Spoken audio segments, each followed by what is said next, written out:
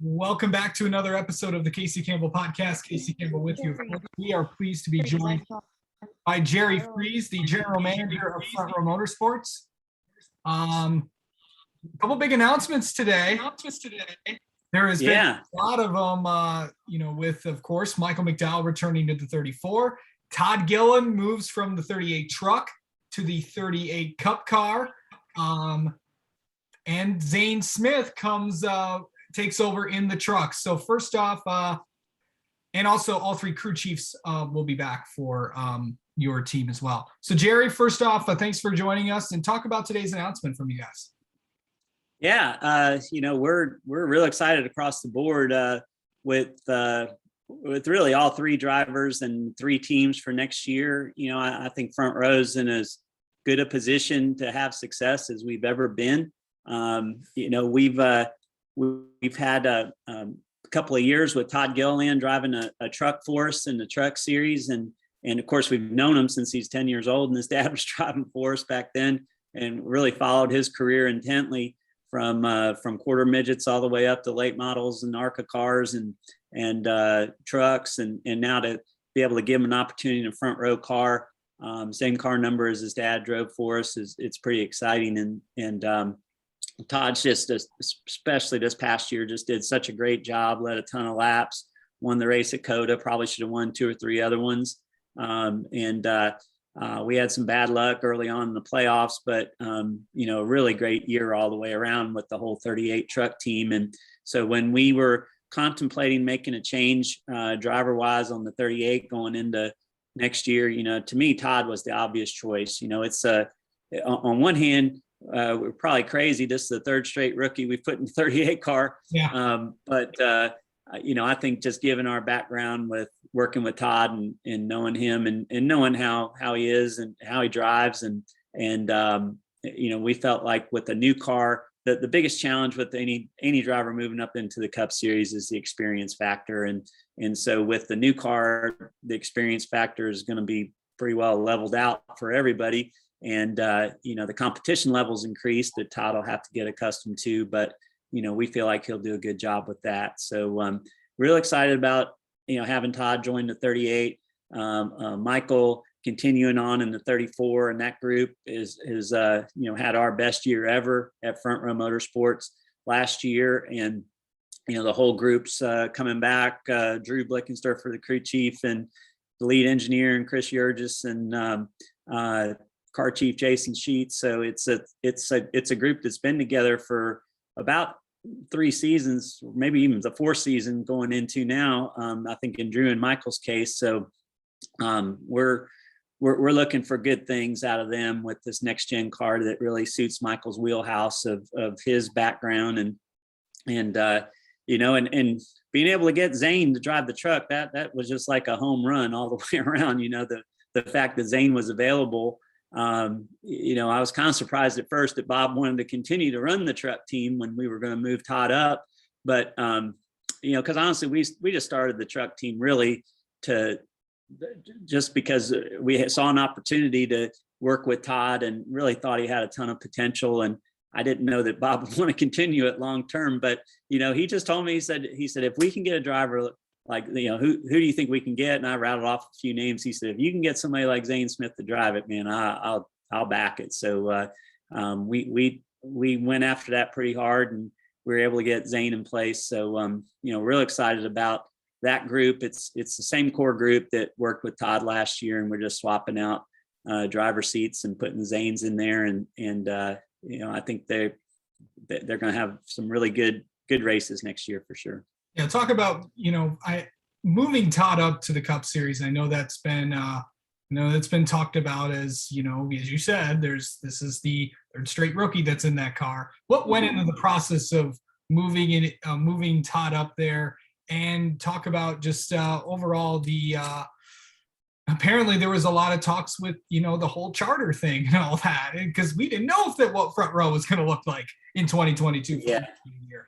Yeah, no, that's true, Casey. And we were evaluating some big changes of potentially selling a charter and scaling back to one Cup car. And maybe putting a little more focus into the lower series, maybe race some more in the trucks or add an Xfinity team or something.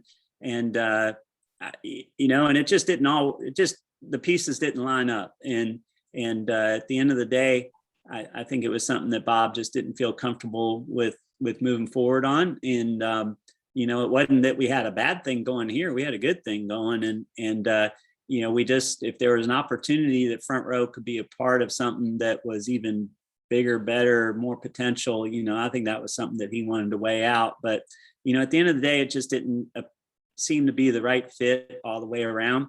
And again, we didn't have a bad thing going here, and it wasn't that sponsors were bailing out and Bob was wanting to pull out of NASCAR or anything, but just to look at something that could be bigger and better. So anyhow, it just honestly just kind of put us in a hole of getting going for the new year, because we hadn't done a lot of planning around funding 2 cars with sponsors and drivers and things like that. So when we were surveying the landscape, going back to October, early weeks of October, we were, to me, just Todd was an obvious choice, just outside of the fact that he's a rookie, and we've been through a few rookies in the 38 and it just hasn't worked out for one reason or another. But the fact that it's a next gen car, it's a level playing field for everybody. We just thought that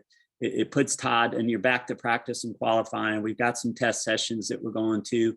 Todd's in a much better position to succeed than say Anthony was, where you had no practice, no qualifying, no testing, and you're moving up into a new series. So so I think Todd's got a good opportunity to be successful with the big jump, but it'll be a big jump for him without a doubt. And so I guess time will tell, but we feel like he's ready for it.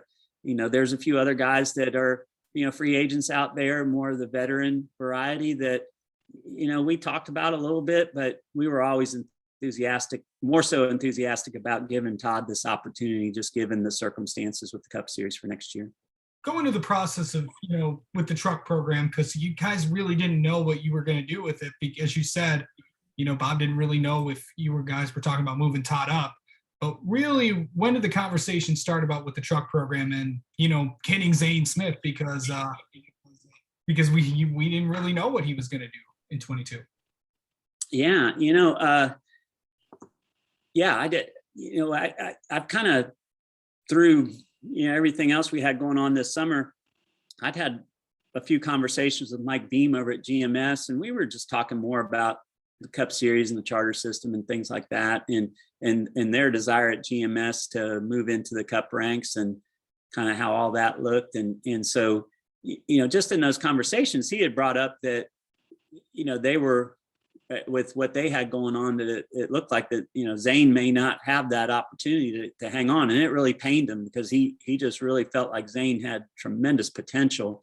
And I guess Zane had kind of learned from him. Zane had a driver development deal with Ganassi that, once Ganassi sold the track house, that was null and void. So, I think GMS was really trying to figure out how to keep Zane's truck program going for 2022.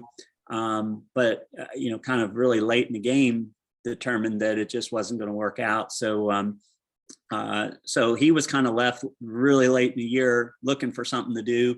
And when we made the call to move Todd up into 38 Cup car, I might have said this before, but I just figured we would shut down the truck team. We did it for Todd Gilliland, and I just couldn't see Bob wanting to continue it with a different driver. But to his credit, he said, "Hey, I still want to run the truck team as long as we can get a driver that's got the talent to succeed. I just don't want to have some kid that's just trying to impress somebody or something." Anyhow, I brought up Zane's name, and Zane was somebody Bob had been paying attention to, and he said, if you can get Zane Smith to drive it, he said, man, I don't care where sponsors are, I'll help fund the thing. And so, anyways, we quickly got in touch with Zane and his management team, and we were able to put something together really fast. And it was just great circumstances that just led to our groups coming together. Ironically, I didn't know any of this, that Zane and Todd are really good friends. Yeah. The team, the crew chief, the engineer on our 38 truck team, he grew up in Southern California, in that area in the West Coast with Zane, and raced with him in Legends cars and things like that. So Zane has built-in relationships with our team that go back years in some cases. So it's really been just a great fit all the way around. I mean, those guys, that group has kind of been with Todd for a while, from DGR to here. And so with Todd moving on, I wasn't quite sure how they would react to a different driver, but and maybe guys would go their separate ways. But in this case, they just took Zane in just like it was Todd, so kick Todd out of the lounge and move his stuff out of the locker into the other truck and make room for Zane. So it's kind of worked out. It just worked out. I feel like it's just fate that we were able to get Zane to come drive the truck for us. Yeah, for sure. Also, you guys are, I know this was also another thing, but of course, you're continuing with Ford, continuing your partnership with that now Roush Fenway Keselowski Racing, or RFK. Yes. Got to get used to that now. Yeah. What's it like partnering with RFK again? Yeah, it's really good so far. It's changed a bit with Brad and some of his people taking over some of the leadership roles over there. So some of the faces and names have changed from the groups we've worked with for years over there. We've had just such a great relationship with the Roush Fenway folks, and now getting to know some of the RFK people a little bit better. And but still, it'll be a partnership. It's going to change a little bit. Obviously, the car changes a lot. We were buying Roush chassis and then buying a lot of the manufactured parts to go onto that chassis directly from Roush.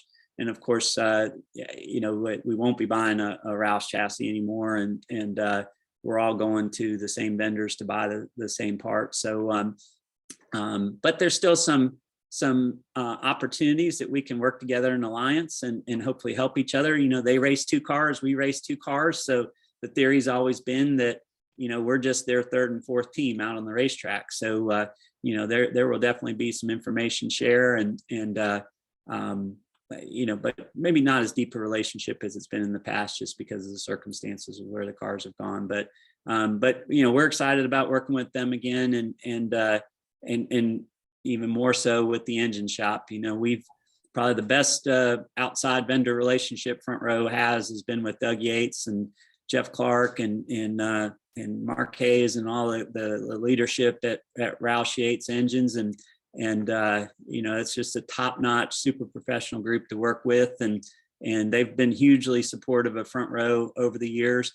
And I know Doug especially was excited about Todd coming to the drive force in the 38, because he's got a long-term relationship with the Gilliland family too. So he's been a bit of a behind-the-scenes broker to try to make this happen too. So so continuing on with Roush Yates, like I said before, when we were looking at something different, it was like, man, we've got so many good things in this relationship with Ford, with Roush Yates, with Roush Fenway. It's going to be hard to replicate it, and I think it wasn't a bad thing that we had going on. So the decision was just to continue on with what we got and just try to make it better.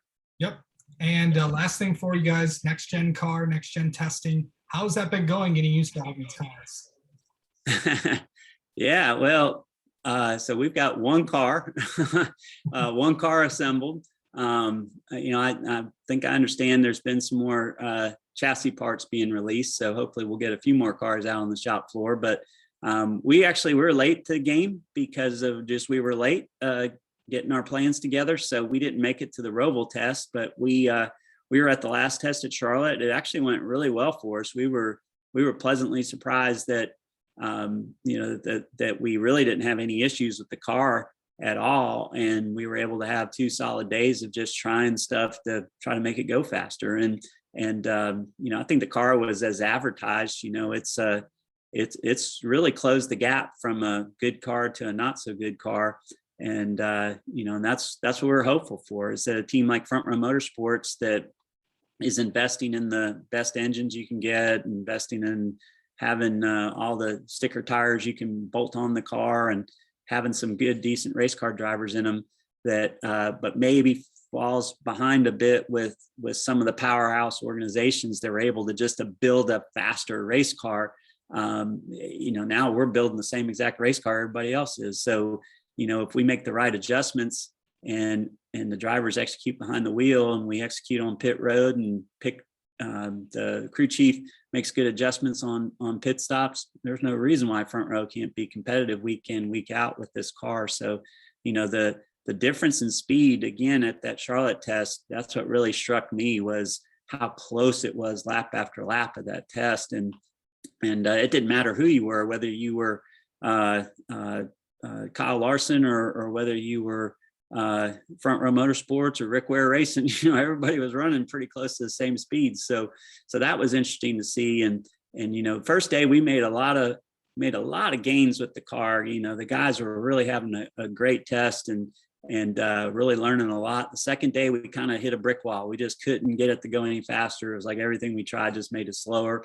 And it was kind of tough because some of the NASCAR was having some of the cars try some different things with tapered spacers and different spoilers and different things like that. So you really didn't know who had what, and you might feel like you're way off and you need to make a big adjustment. Well, that guy's got more horsepower than you got. So anyways, we were lost a little bit the second day, but it was a good test all in all. And our first go around with the car, and looks like we'll get another shot at it next month and a couple times in January. So we'll be there and hopefully gain on it some more. Absolutely. All right. Jerry Freese, thank you so much for coming on and talk about Front Row's big announcement today. Excited to see Front Row Motorsports on the track, of course, in the NASCAR Cup Series with those next-gen cars, and of course, returning once again to the Camping World Truck Series. Yes, sir. We're excited about it. Thanks, Casey.